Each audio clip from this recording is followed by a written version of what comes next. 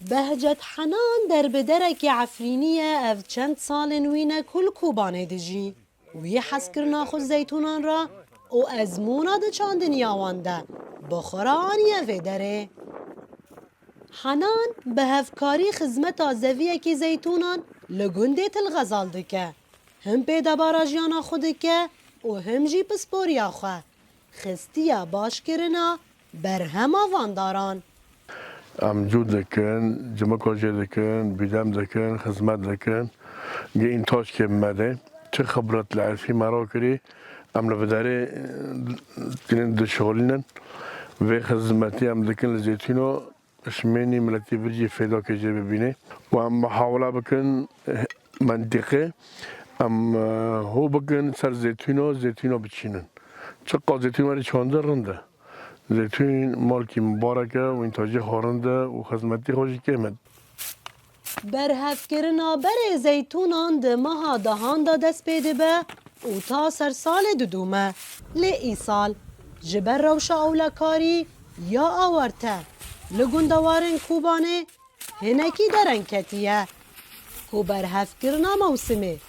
در فتن کارجی جبو پر مالباتن هرمه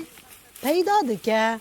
آره والا ام یعنی موسم تین ام سال تین یعنی ام چه کار بیجی دکن یعنی به مال خارا ام یعنی آلی کارن مجال پاله دکن ام مجال زیتونان برف دکن و ام بدر که خوشه ام عفریلیان به هورانه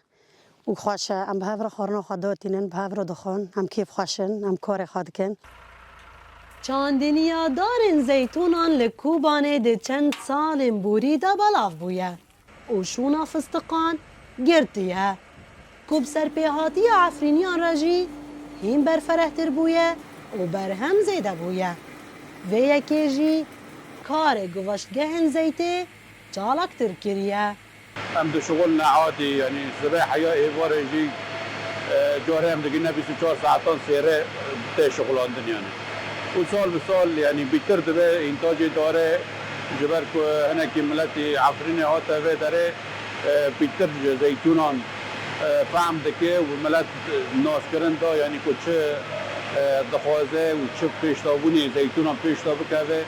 یاردمی آوانجی به من رهب و ساعت آوانجی خوش به هرچی قاس کجوار زیتونان چیای کرمیش دور کتبن لی حس کرنا عفرینیان جه زیتونان را وکه بهجت جودکار بشتکی خوزاییه لو ما اولو کدره بن وی حس کرنه ده چینن و بکه داخوه دکن برهم نوروز را شدنگ امریکا کوبانه